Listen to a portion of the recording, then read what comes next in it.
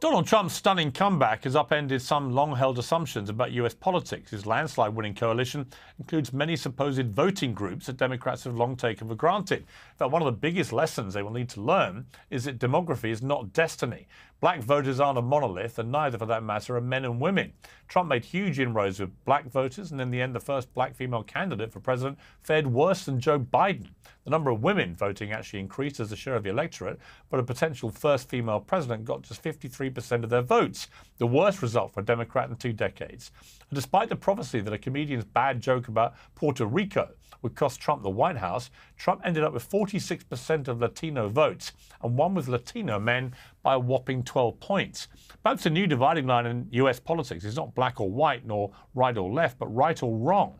To debate that, I'm joined by host of the Candace Owens Show, Candace Owens, and the host of Bet News, Professor and author Mark Lamont Hill. Well, Candace, let me start with you. It was a stunning set of results. But one of the more stunning things to me is that after years of being assured by the left that Trump's the worst racist to ever run for president, you saw so many black and particularly Latino voters racing to vote for him. Why? Yeah, I knew that was going to happen. That was a big part of my prediction, was that especially black men, you could see that they were turning away, especially after Barack Obama was really patronizing to come out. You left your Martha Vineyards estate and decided to roll up your sleeves and inauthentically tell the brothers how they have to behave. I think it's one of these things where you just can't keep doing the exact same thing all the time and not expect people to wake up to your patterns. And it has been a very long pattern of them speaking to people in a manner in which they're essentially telling them that if you don't do this, it's because you're a racist. If you don't do this, it's because you're backwards. If you're a black person, it's your duty to behave like this. And fundamentally, that is racist, right? When you're not even actually saying anything based upon her policies or talking to people as if they're individuals who are having their lives impacted by their bad policies, but rather saying it's incumbent upon you as a woman to vote for her because she's a woman. It's incumbent upon you as a man to vote for him because you're black and she's going to be the first African president, which she wasn't. And so I think, and I think I've been proven correct here, the celebrity endorsements really hurt them this time around. It felt very cheesy, especially because she wasn't voted for, right? So she had 107 days. She didn't even campaign. They just it was a coronation more than anything else. It's a coronation. We've picked her for you, and you will do as we are instructing you to do and vote for her because, look, we have LeBron James and we have Beyonce, and that's what you know to do when Taylor Swift gives you a post. I think ultimately they insulted a lot of their voters. Yeah, I mean, Mark Lamont Hill, I really feel that this time. Whether it was Jennifer Lopez lecturing Latinos that this is, you can't vote for this guy, or Barack Obama telling black voters you've got to vote for the black candidate. Oprah, George Clooney, out they come, as they did for Hillary Clinton, but it didn't work for her and it didn't work for Kamala Harris. And I do feel like Candace just said, I felt it actively deterred people. I think it drove them to go and vote against what they saw as a kind of celebrity multimillionaire elite. What do you think of that?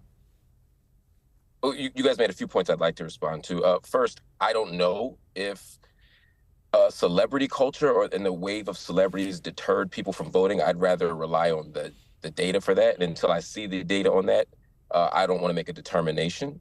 I think that voters in general want to be spoken to about policy issues. I think they want to be engaged about the things that matter in their lives.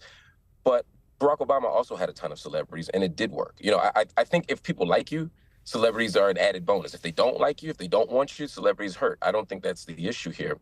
I think more fundamentally, the question of whether you should vote for somebody because you're black or because you're a woman or whatever is a little more complicated than has been suggested. I think that the message that I would give to somebody is never vote for somebody because they're black, right? I would never vote for a candidate because they're black, but I will vote for a candidate because I'm black. In other words, I will vote for a candidate that speaks to my interests. And I think it's okay to say to people, hey, there are some things that affect your community, and this candidate is better for you. The problem is we should not presume that because someone is the same race as you or the same gender as you, that they have your community's best interests at heart. I do think in the case of Kamala Harris, though, an interesting thing happened, right? They were basically saying women's reproductive rights are on the table. If you specifically are pro-abortion, you should be voting for Kamala Harris because that's your only chance at saving what has already been a devastating loss. I think that that is logical. If you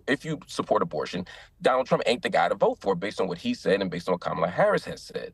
I think, though, what we saw in America and what we always see in America is that white people in general, in terms of the majority, are not going to vote for a Democrat. No Democrat has gotten the majority of white voters since like LBJ. It's been decades. And so ultimately, white people often don't vote their interests. Black people often don't vote their interests. And I think that's the problem, and that's what many of us get so frustrated.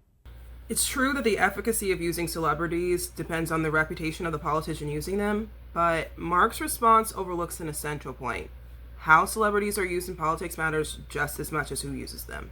In this past election, instead of telling us who we should vote for with strong reasoning, it felt like Democrats were telling us who we have to vote for with some of the weakest reasons out there.